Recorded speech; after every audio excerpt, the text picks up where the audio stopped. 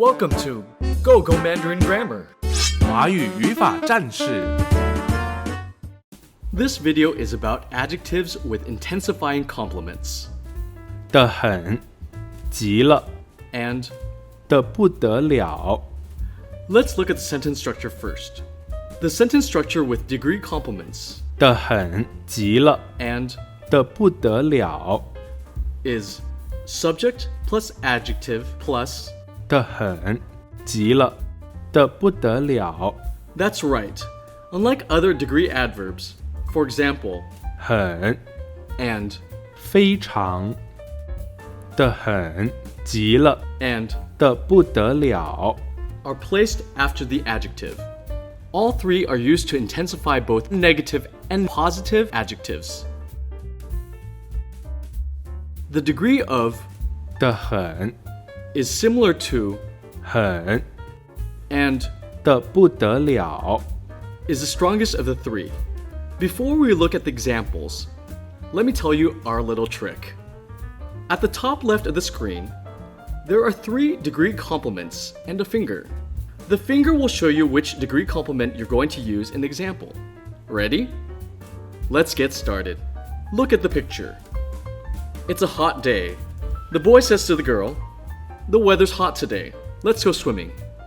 Do you see the figure pointing to 的很， use 的很。 to say the sentence in Chinese? 今天天气热得很，我们去游泳吧。 The weather's hot today. Let's go swimming. Now let's look at the second example.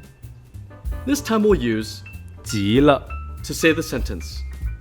The lady is eating soup, and she thinks it tastes pretty good. How can she say that in Chinese? 这碗汤好喝极了。 The soup tastes pretty good. Now it's showtime. Look at this kid. When she saw the gift, she was extremely happy. How would you describe the kid in Chinese? 看到礼物，孩子高兴得不得了。 When she saw the gift, the kid was extremely happy. You did it! Try this one. It's winter, and it's pretty cold outside. How would you describe the weather? 现在是冬天，外面冷极了。 It's winter now, and it's pretty cold outside. That's it!